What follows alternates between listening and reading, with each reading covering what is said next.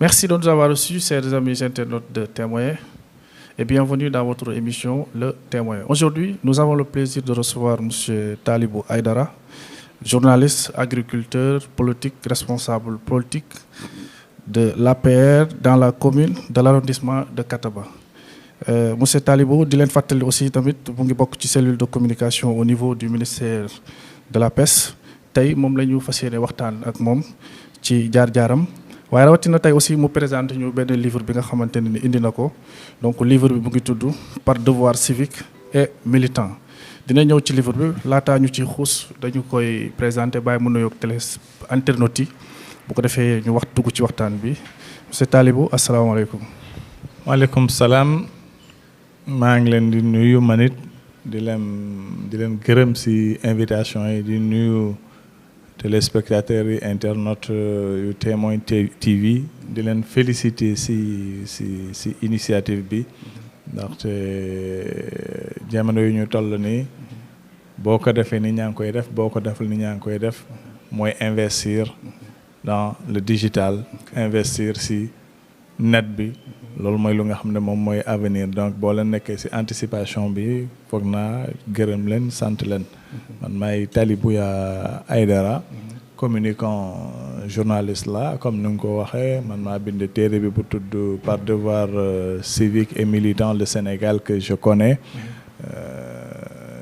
j'ai travaillé après journalisme bi liggéey naa ministère de la pêche si seen communication bi ay at tey maa ngi délégation générale à la protection sociale et à la solidarité nationale comme conseil technique bu yore affaire administration waaw fa laa nekk léegi délégation générale à la protection sociale et à la solidarité nationale. ok monsieur Talibou parcours bi riche na nga nekk journaliste nekk agriculteur ba pare nekk aussi responsable politique donc bind livre bi comme ni nga ko waxee sànq mais tey dañuy dooree ci actualité bi nga xamante ne xew na ci dëkk bi en tant que politicien responsable politique de APR tey fi situation dëkk bi toll sur le plan social nga xam ne dëkk bi donc nit ñi yaa ngi rey yi bari nañu agression yi bari nañ te loolu li ko waral yëpp société bi social bi la donc yan kàddu ngay indi par rapport ak loolu. waaw merci sama kàddu bu njëkk bi mooy kàddum njaal Sénégal yëpp ndaxte dafa am tiis bu am neexul métti na maa ngi njaal président de la République di njaal famille di njaal sénégalais yëpp si li nga xam ne am na Tiwaawan waaye tamit am na Louga am na Nabi Choucair am na Kaolack am na Linguère am na si yeneen hôpitaux yi nga xam ne xam nañ ko wala xamuñu ko waaye tamit maa ngi ma saw ñu nga xam ne nekk nañ ay victimes ku mel ni Kiné Gaye ñu faat ko si bànneex ak ñeneen mel ni ndaw si ñu faatoon Tambacounda ki sant Camara ak ñeneen ñëpp dëggal yaa ngi wax problème violence doon na lu nga xam ne depuis quelque temps weer yi nii Sénégal ñu ngi dund situation bu nga xam ne war nañu puus ñu taxaw xoolaat marqué lu tubaab bi naan un temps d'arrêt ñu taxaw xool lan moo xew problème fan lay soxee ndaxte situation bu amee rek il faut nga xool taxaw xool def jàngat bi def diagnostic bi bu baax soog a avancé waaye man foog naa feebar bi ci kër yi la commencé ci waajur yi ndaxte éducation bu njëkk première éducation bi ci kër gi lañ koy jëlee. mooy éducation de base. mooy éducation de base sa papa ak sa yaay. lu ñu la yaree noonu li ngay génnee ci biti après nga dem ci jardin d'enfants yi après nga dem ci école yi. maîtres yi ñu fa nekk jàngalekat yi ñoom dañ leen fa indi pour ñu jox la xam-xam. indi ñu la ci école pour ñu yor sa yar ñun tam bu ñu nekkoon xale yi daan nañu door école waaye léegi kenn dooratul école boo dooree école élève waajuram mën na la yóbbu police mën na la yóbbu gendarmerie kon ñooñu léegi yaratuñu xale yi bàyyi nañ dóor donc ñoom lenn rek la ñu am da ngay ñëw lu nga xam ne loolu moo nekk ci programme bi loolu lañ lay jàngal ne la moo ngi nii éducation civique éducation histoire géo orthographe arithmétique loolu lañ lay jàngal boo paree nga dem sa kër léegi nag waajur yi il faut que ñu def seen liggéey neexul yombul waaye il faut que ñu def ko ndaxte ñoom ñooy responsable ñun ay jullit lañu ñii ay catholique lañ ñii ñeneen ñi mais diine yépp responsabilité waajur wax nañ ko mais tamit boo xoolee suñu loi constitution yi kii yépp dem nañ ba xool à partir de 18 ans nga nekk âge majeur mooy ne de 0 ba 18 ans say waajur dañu war a taxaw ci sa éducation amoo droit naam am nga ay droit mais am na lu nga xam ne mënoo ko def tant que amoo 18 ans mooy loolu mooy ne ñoom dañ la war a teg ci yoon ñoom boo defee lu baax ñu ne la lii baax na boo naree jeng ñu ne la lii waroo ko def waaye yow boo toogee yow sa bopp yaa ngi say waajur ñi def naka sudul noonu finalement situation bi day compliqué te tamit c'est vrai crise bi am na mais da ngay dem ci ay quartiers yi nga xam ne sa papa boo ko gisee ci suba peut-être dootoo ko gisaat bi ci ëllëg si walla ñaari fan ndaxte mu ngi uti lu muy indi ci kër gi te yaa ngi ci environnement bu nga xam ne environnement la bu nga xam ne peut-être yaa ngi ànd ak ay nit ñu nga xam ne ñoom ci yeneen domaine la ñuy intervenir bu ma ne ci yeneen domaine la ñuy intervenir dañuy ànd ak ñu nga xam ne ay samba booy lañu wala seen ay waajur ay samba booy lañu wala yeneen xeetu nit la ñi nga xam ne dañuy nekk ci ay liggéey yi nga xam ne yow xamoo ko booy continuer di leen fréquenter di ànd ak ñoom di waxtaan ak ñoom di nga toll jamono yi nga xam ne lu ñu bëgg ngay bëgg lu ñu def la ñuy def fu ñuy jëm ngay jëm te say waajur la plupart du temps duñ ko xam dañuy jékki-jékki rek ne leen seen doom diw def na lii ndaxte man dëkk naa Pikine dëkk naa koñ bu nga xam ne am na ay jamono yu nga xam ne am na agresseur yu mag yu nga xam ne ci biir Dakar ci biir Pikine dañ doon wax seen tour koñ boobu lañ dëkkoon te gis naa influence yu ñu doon amoon ñun ci suñu koñ dañu nekkoon ay sécurité parce que dañu ñu ngi dund ak ñoom ñun duñu xam ne ñoom ay agresseur lañ mais ñeneen ñooy xam ne ay agresseur lañ ñun dañuy dégg ñuy naan kii diw agresseur la parce que fu ñu dëgg du foofu lañ koy defee feneen lañ koy defee soo ko ñëw seen ay koñ te ñoom ay xale la ñuy yar ay doom la ñuy yore ay kii la ñuy yore tey ñoom ñëpp dañuy convertir nekk ci situation yooyu donc maa ngi interpeller parents yi ndaxte ñoom la ñu war a interpeller maa ngi interpeller parents yi pour ñu bàyyi seen xel ci seen éducation doom di ñaan tamit enseignants yi ndaxte situation bi nu mu métti enseignant jàngalekat da nga war a xam ne jàngalekat nga da nga war a xam ne xam-xam nga war a joxe da nga war a xam ne exemple nga war a nekk xale bu la gis rek war na jël ci yow exemple bu baax war na la copier ne suba nii kii laa bëgg a mel ni li ay neexut ba neexul c'est vrai situation bi métti na mais grève yi bëri nañ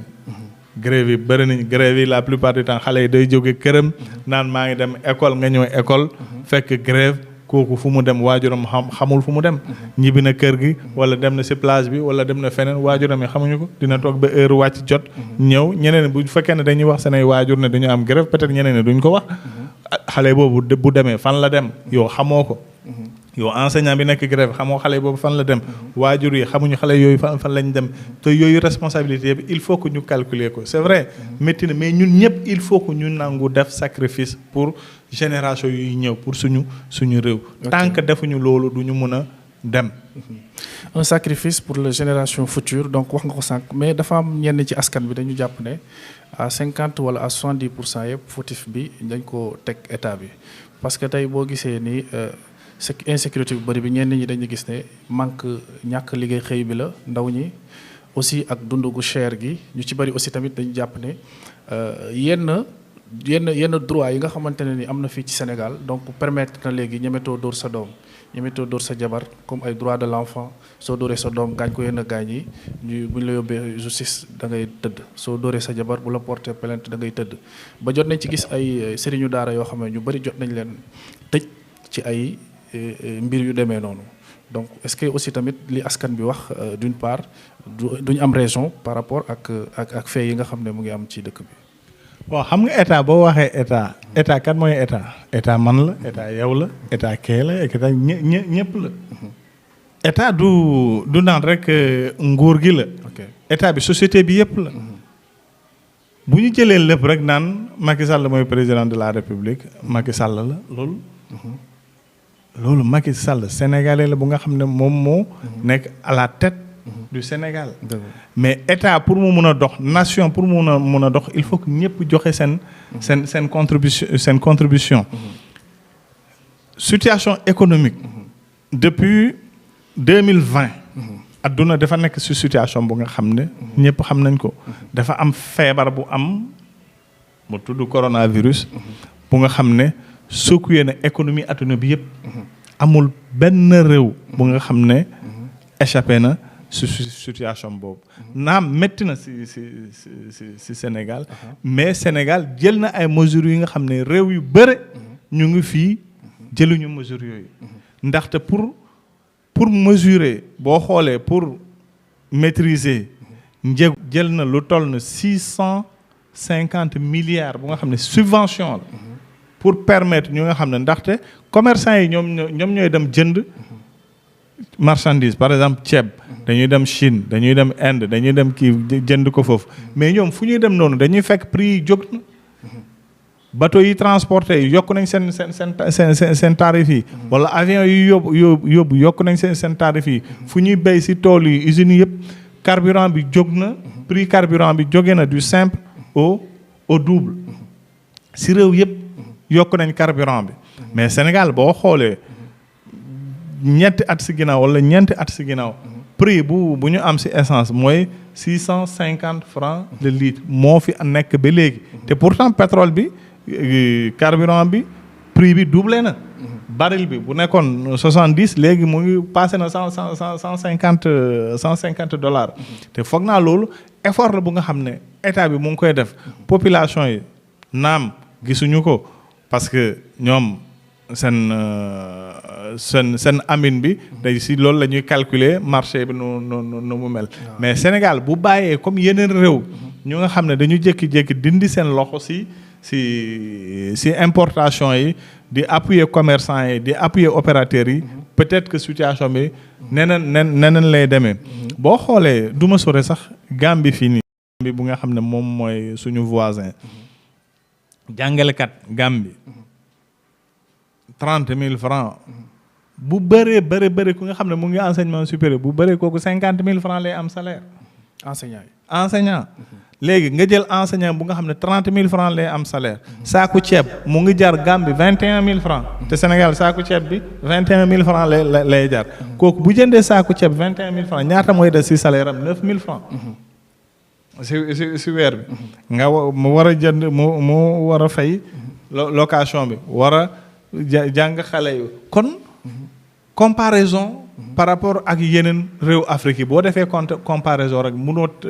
comparer Sénégal ak yeneen réew Afrique parce que mesure yu Sénégal jël ak salaire yu enseignant yu am ndaxte boo xoolee tey lu nga xam ne yokk nañ ko ci salaire enseignant yi moo ëpp salaire enseignant yi yeneen réew muy Gambie muy Guinée-Bissau muy Mali muy Mauritanie mii nii donc situation bi du benn léegi nag réew dafa am situation fu nga xam ne économie dafa am lu ko yore ñett la dañu naan secteur primaire mbéy la càmm ji ak napp ji mooy secteur primaire nga am secteur secondaire mooy industrie mooy secteur industrie nga am troisième secteur bu ñuy wax secteur service par exemple télécommunication yi ay yeneen yi ñoom ñooy secteur léegi ñun Sénégal il faut que mu am longue étape bu nga xam ne ñu franchir ko ñu dugg ci mooy industrialisation. Il faut que Sénégal tey jamono yu ñu toll nii ñu avancer si côté boobu pour mun a permettre jeunes yi ñu mun a am liggéey. ndaxte industrialisation boobu moom mooy créer liggéey. bu amul pour am liggéey comme il se doit comme nuñ ko buggee day métti waaye tamit jeunes yi tamit il faut que nag ñu xam ne il faut que ñu nangu liggéey. nga jóg si suba sa papa jox la nga ndékki sa yaay jox la ndékki ñu bàyyi la kër gi nga togg si bopp koñ bi nga di fa naan ataaya defoo benn effort génn naan naa dem uti liggéey naa dem seeti feneen wala fii peut-être dinaa am tuuti lu ma mun a indi kër gi loolu boo ko kii da nga dem ba màgget doo mun a def dara doo mus a def dara parce que amoo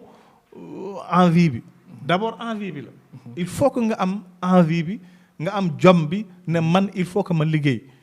man mii di wax ak yéen si présentation bi. wax am na lu ma wax agriculture mais man damay jël vacances dem si tool yi. pourtant mënoon naa toog rek. ne mën naa dund si sama salaire. sama njaboot mën naa leen dundal si sama salaire. mais damay dem si tool yi am na benn jour dama dem si tool bi. dafa am benn paa bu ñëw toolam mu ngi taxaw mu ngi juste sama wetu tool mu ñëw taxaw ak man. nuyu ma ñuy waxtaan mu ne ma dama kontaan trop. mu ngi tudd Chamsidine Kandé. mu ne ma dama kontaan trop. te di la remercier mu ne ma xam nga lu tax ma kontaan di la remercier ma ne ko mu ne ma xam nga lu ngay def ni soxloo lii pour dund.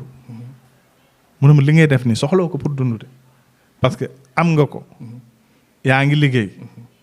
am nga lu nga xam ne weer bu dee am na lu nga xam ne mën nga si dundal sa njaboot. mais booy def nii lii exemple la bu nga xam ne da ñun ngay woon exemple ne nit il faut nga liggéey. mënoon nga jël sa congé dem feneen mais da nga ñëw sa congé jël sa congé ñëw si tool yi. nga indi sa njaboot bi yéen ñëpp ngeen ñëw si tool bi pour liggéey. mënuma loolu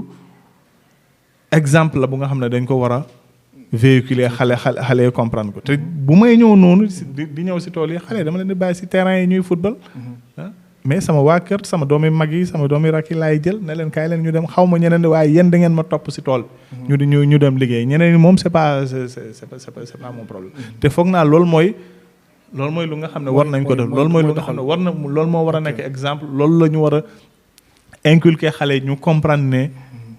kenn mënul liggéey ci seen place. te boo demee dans la vallée du fleuve Sénégal wala nga dem ci vallée Anambé ci tooli soble yi ci tooli ceeb yi ci tooli pataata yi wala ci tooli tamaate yi ay jeunes sénégalais nga fay fekk ñu fay béy ñu fay liggéey ci naaj bu tàng pour mun a dundal seen njaboot pour mun a am lu nga xam ne suba mun na leen jëriñ. foog naa mun nañ jël exemple ci jeunes ñooñu. mun a liggéey waaye boo toogee rek. ok tout à l'heure monsieur Talibou wax nga fi sànq ci Covid ñu gis ne ci lépp ci wàllu santé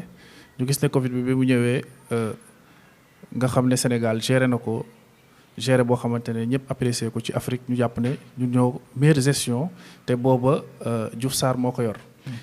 li fi xew Tiwaawoon ñu koy masawu mooy lakk bi nga xam ne 11 bébé yi xaw nañ cee ñàkk nañ ci seen bakkan président wàccee ko fal keneen ñenn ñi jàpp ne nag mbiru politique la parce que ñu ngi jub ci élection li muy bañ mooy nit ñi frustré wu à travers cet acte nit ñi sanctionné ko comme ni mu demee woon ci affaire góor jigéen yi yow ban réponse ngay indi par rapport ak loolu. waaw foog naa man maa ngi féliciter Abdoulaye Diouf Sarr ci gestion Covid bi ndaxte Sénégal bokk na ci réew yi nga xam ne gestion Covid tax na Sénégal am raaye ci kanam réew bi bëri à part classement bu ñu ko jox noonu classement mondial. man boo xoolee ci livre bi am na benn kii bu nga xam ne Washington Post. ñëpp xam nañ ko journal bu nga xam ne Amérique la nekk. lu mu bind presque foog naa lu muy jaay am na benn journal amul benn journal bu koy jaay États-Unis ñu koy naan Washington Post. Washington Post moo mësoon a bind. ne dafa am réew bu nekk Afrique. bu tudd Sénégal. ñu ngi def exploit bu nga xam ne américain États-Unis ci boppam mënuñu ko def. ci gestion Covid. fekk jamono yooyu Sénégal day def test ci 48 heures ngay jot sa résultat mais fekk période yooyu Amérique bu ñu defee test da ngay xaar 1 semaine après si ngay soog a am sa résultat. ñu magnifier loolu ne lu toll ni dëkk bu toll ni États-Unis puissance bu toll ni États-Unis ak seen moyen ak seen recherche ak kii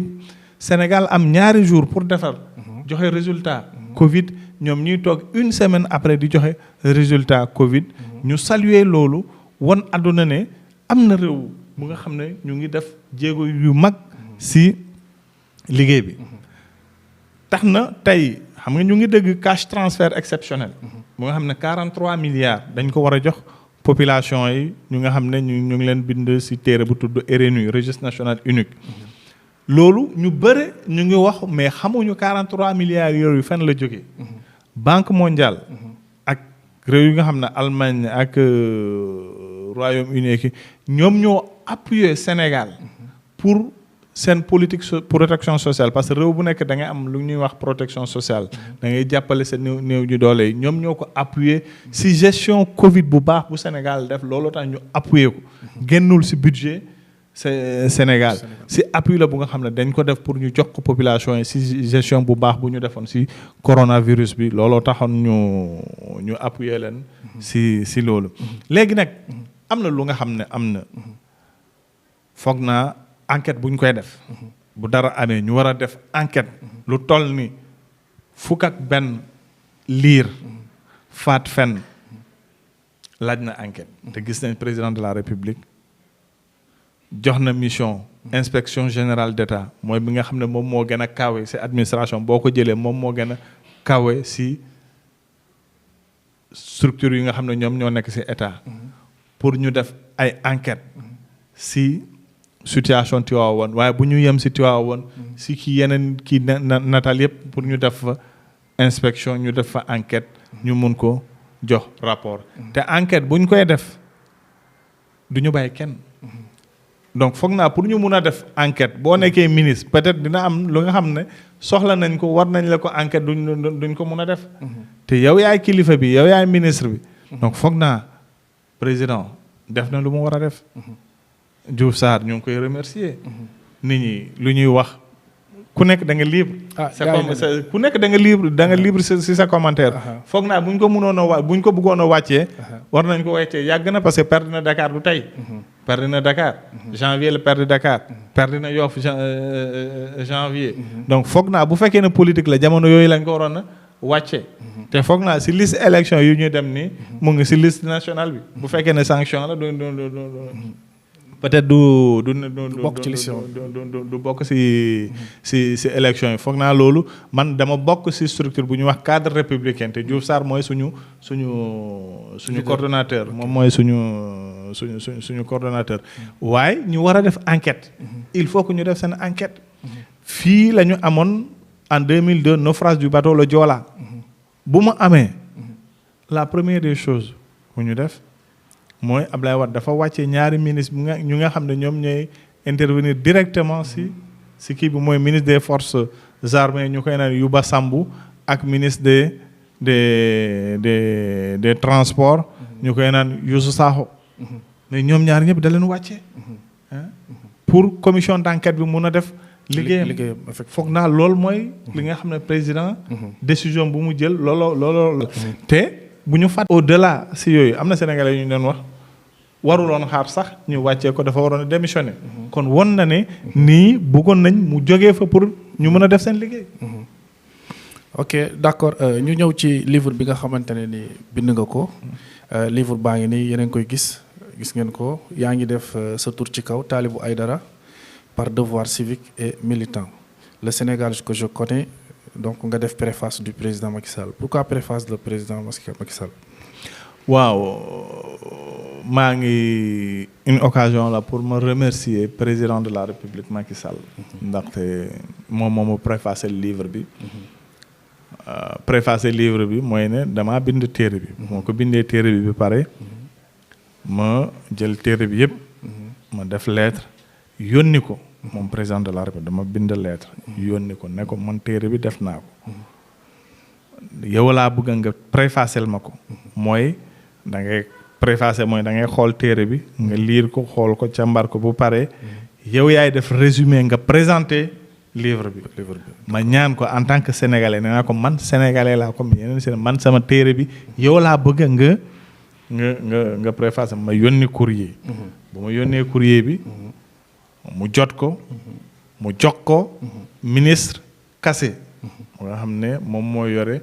kii culturel bi Kassé woo ma ne ma président jot na sa livre bi sa manuscrit bi jot na ko ba pare léegi nangu na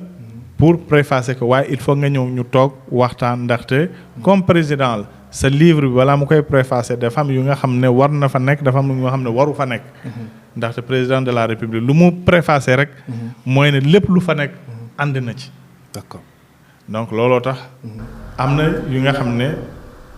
bind naa ci yi nga xam ne laal na par exemple Gambie laal na Guinée-Bissau laal na Mauritanie laal na Mali yooyu finalement dem leen ci mujj retiré parce que mun na doon incident diplomatique. ok yaa ko génne wala président moo demandé à ce que. non man maa ko génne pour yombalal ko. liggéey bi liggéey bi parce que mun na nekk. xam nga man journaliste la. te journaliste buy bind. lu mu xalaat loolu lay bind. loolu lay bind. lu mu xalaat loolu lay bind. waaye lépp lu nga xam ne bind naa ko ci Sénégal. bàyyi naa ko ci biir laaluma ko. laal naa lu ñuy wax mine antipersonnel. mine yi mooy lu nga xam ne ay bomb yu nga xam ne dañ ko defar booy bu ñu nekkee ci xeex. diggante armée sénégalaise ak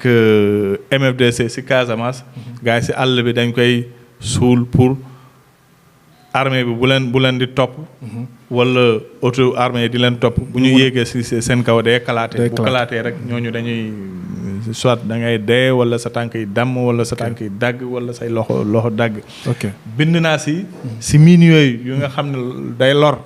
day gaañ day rey. yàggul sax foog naa ñaari weer wala ñetti weer. effectivement am na ci zone Sindian. am na xale yu góor yu nga xam ne dee nañ ci. bind naa ci lu nga xam ne lu métti la lu muy def métti na ci Sénégal te ñun ñëpp ko war a xeex. bind naa tamit ci fii zone de captage fii nii chaque jour yéen a ngi gis ndox bu nga xam ne moo fay dem. mooy rigole boobu ñuy wax. waaw ci ciel ouvert zone de captage ciel ouvert amoon na ay jamono man bu may bind amoon na ay jamono am na ñu nga xam ne dañ doon def maraîchage foofu. dañ ci doon béy ay salade ay naana. ay tamaate ay kii yooyu di ko jaay ci marché bi. te ci ndox boobu la ñuy jël. pour arroser ko population yi di ko jënd xamuñu population yi jënd ñoom xamuñu li may jënd ni fan la jóge donc loolu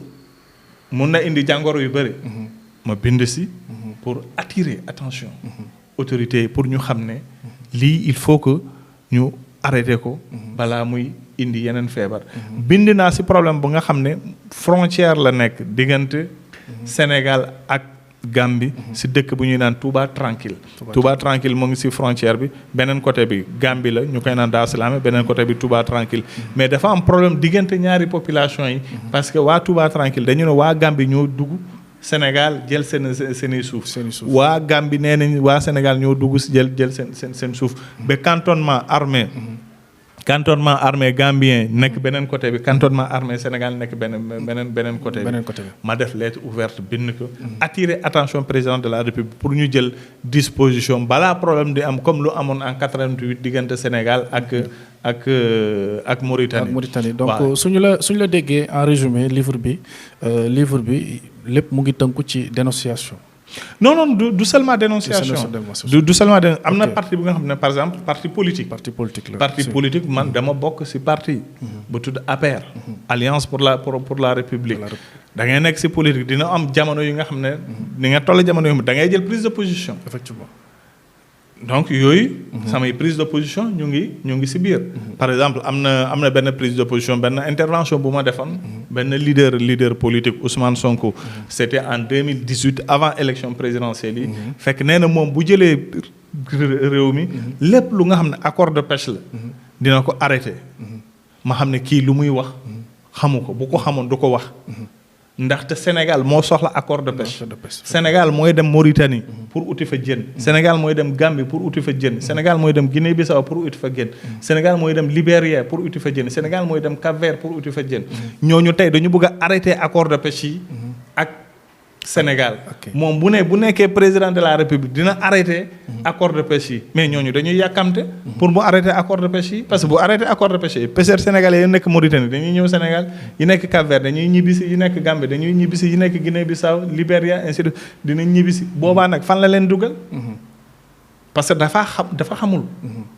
dafa foog ne rek accord de pêche da ngay jékki-jékki rek nga signé wala nga alors que procédure la yu nga xam ne diggante réew ak réew la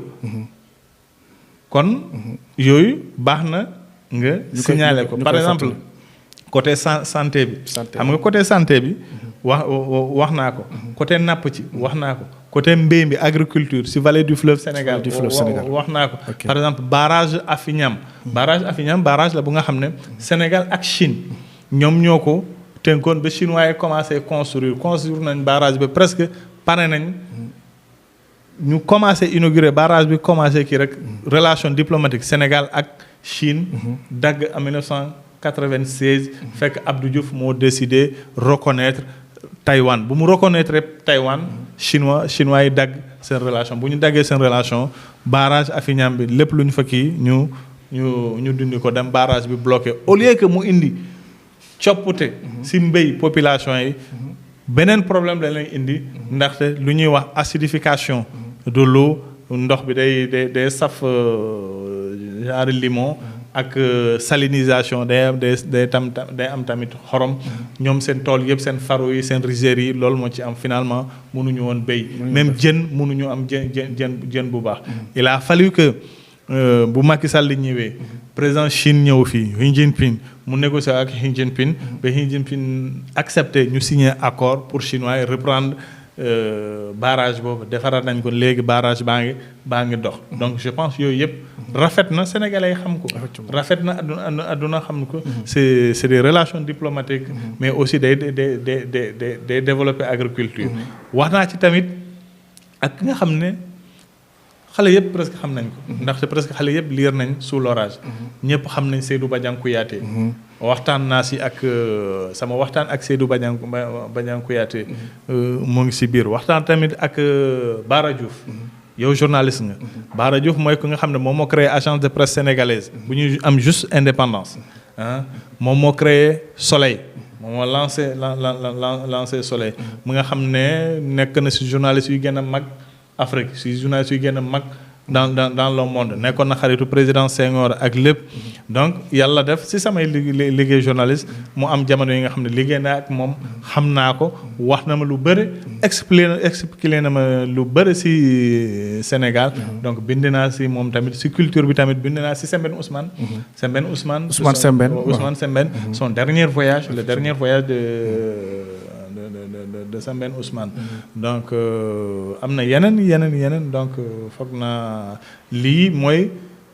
premier mën naa wax tome 1 parce que am na yeneen yu nga xam ne maa ngi liggéey si yeneen yi nga xam ne dinañ génn mais lii mooy premier tome. Ok, d'accord chers amis internautes di leen fàttali ni ki ñu invité mooy Talibou Aidara donc journaliste la cultivateur la bon politicien la mais écrivain la aussi mais tey ñëpp xam nañ ne bind livre ni mu méttee temps bi ngay jël en tant que journaliste nekkoon nga fi communicant aussi tamit bokk ci cellule de communication au niveau du ministère de la pêche donc temps boobu yëpp nga doon def pour bind livre bi donc naka la demee woon.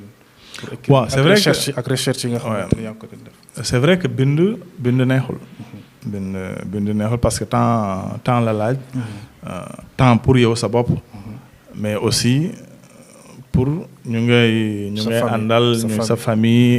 et tout parfois damay toog sama kër ay 1h du matin minuit 1h du matin 2h du matin ma nekk si sama kanam machine di bind parfois sama soxna du ko neex parce que livre bi bu mu génnee loolu laa ko wax ma ne ko sa kaas yi nga doon kaas yëpp livre baa ngi nii tey génn na xam nga li ma doon def li ma doon def naam xam nga bu baax parce que maa ngi toog si sama machine di bind mais parfois day kaas nekk si machine bi rek nekk si effectivement ça demande un sacrifice c'est pas du tout facile maa ngi koy remercier di ko gërëm ndaxte compréhension bu amul dara mënul. Sur le plan financier je l'ai financé personnellement j'ai payé l'imprimerie, c'est-à-dire la maison d'édition, L'Harmattan. J'ai payé pour l'édition et je l'ai payé à 1 400 000. Pour combien d'exemplaires? Pour l'édition, parce que c'est 150 exemplaires. 150 exemplaires. Mais aujourd'hui, le livre est dans toutes les librairies du monde. Et je pense que c'est ça qui est important. C'est dans toutes les librairies du monde. J'ai un ami qui a vu le livre, la publicité dans l'aide. Il m'a contacté. Il m'a dit où est-ce que je peux avoir. Je lui ai dit il faut contacter Amazon. Ça, c'est à Cincinnati, aux États-Unis. Il m'a dit OK. Le soir, il m'a appelé, il m'a montré le livre. Il m'a dit j'étais à la librairie Cincinnati. Finalement, j'ai eu le livre. Donc, je crois que c'est. OK. Quand le livre, c'est en qui, mais en même temps aussi, c'est digital. Pas encore dans le digital, parce que c'est l'Harmattan qui... On me demande, parce qu'en fait, en Afrique, l'Afrique est victime de quelque chose. La vente des livres dans le net, ça prospère pas beaucoup. Mais également, si tu le fais, il y a des gens qui achètent et puis ils vont multiplier ça, ils vont imprimer ça, multiplier ça et vendre ça partout dans les rues de Dakar. Et finalement, l'auteur ne gagnera rien du tout. Et la maison d'édition également ne gagnera rien du tout. Surtout que dans la vente de livres, ça nourrit pas son nom. Ça, là, c'est déjà les écrivains le savent. Ceux qui écrivent, ils le font pour devoir de mémoire, pour la postérité. Mais pour le moment, en Afrique, pour être best-seller, il faut vraiment entrer dans des sujets parfois, des sujets à polémique. Et parfois, ça peut être vrai comme ça peut ne pas être vrai. Et tu risques d'être rattrapé par ton passé. Je ne souhaite pas être un écrivain, un journaliste rattrapé par son passé, par de fausses informations. Donc, le livre Bangini, auteur Talibou Aïdara. Vous voyez le livre Bangini, par devoir civique et militant. Le Sénégal que je connais, le livre bi su fekkee ne nit bëgg na ko fan la koy mën a amee. waaw livre bi am na librairie L'Harmattan. mu nekk si VDN bi mais am na tamit 4 vents. te je pense am na si yeneen librairie yi tamit mais am na L'Harmattan am na 4 vents. Ok est-ce que yaa ngi envisagé pour participer ci ay festival. waaw d'abord maa ngi préparer séance de dédicace bi te xam na incha allah dinaa leen invité si séance de dédicace bi ki préface livre bi kooku laa bëgg mu présider séance de dédicace bi looloo tax mu am retard bi mais sinon récemment la maison d'édition L'Harmattan mu ngi woon Côte d'Ivoire sur festival du livre, salon international du livre. Livre bi mu ngi woon foofu. Donc présenté woon nañ ko foofu. présenté woon nañ ko foofu. man dew ma mais présenté woon nañ ko foofu quoi. Donc am na yeneen rencontre yi nga xam ne mais maa ngi prévoir séance de dédicace bi d'abord. ok soo ko defee invité ñu ñëw jël ko bon merci amis internautes ñu ngi leen di ziar di kontaan bu baax à la présentation Souleymane la ci caméraman bi yaa Yacine Cheikh et DJ Zo bon ñu ngi am mbégte bu baax donc ci taxaw bi ngeen ñu taxaw en tant que technicien donc sur le plan technique donc jaar na yoon ñu ngi am mbégte bu baax a baax à mes côtés du ma leen ko présenter parce que dégg ngeen émission bi Talibou Aïdara di journaliste ba pare nekk baykat aussi nekk écrivain bind livre bi di gis ngeen ko livre bu am njëriñ la parce que lim ci wax bari na sur le côté social donc ak ci secteur pêche bi xam naa ni lébu yi sama mbokk lébu yi dinañ ci gën a mën a visiter pour gën a mën a xool njëriñ bi nga xamante ne am na fi aussi tamit ci li nga xamante ne nii donc génne na ko ay alerte yi nga xam ne def na ko ci frontière bi ci zone sud bi et tout ça donc lu am njëriñ la livre baa ngi nii donc quant à moi je vous dis bàyyi maa ngi leen di bàyyi ak monsieur Talibou comme ça mu def dernier mot ñu boucler donc ba beneen yoon merci beaucoup. merci beaucoup man maa leen di remercier di leen gërëm di leen sant comme ni ma ko waxee man journaliste la xam naa luy liggéey journaliste xam naa li ci nekk xam naa li ci neex xam naa lu ci naxari xam naa neexul waaye nit boo ko bëggee rek loo bëgg rek di nga ko mën a def dugg naa si biir Sénégal fépp si biir Sénégal toog naa ak ay chef d'état toog naa ak ay dof interviewé naa ay dof toog naa ak ay sëriñ ay béykat ay nappkat ay sàmmkat ci sama liggéey journalisme te foog naa tey loolu moo ma permettre pour ma mun a bind livre bi ndaxte am na yu nga xam ne jéego yi nga xam ne boo ko defee ci sa dund loo gis rek di nga ci am compréhension parce que jaar nga ci ba pare gis nga ko ba pare donc maa ngi ñaax sama rakk yi maa ngi ñaax sama jarbaat yi pour ñu góorgóorlu di lire surtout lecture amul benn secret bi lenn la mooy lecture nañu lire képp kuy lire suba mën nga nekk lu la neex parce que dalay jox culture générale dalay jox compréhension àdduna dalay may sagesse donc maa ngi leen di gërëm di leen sant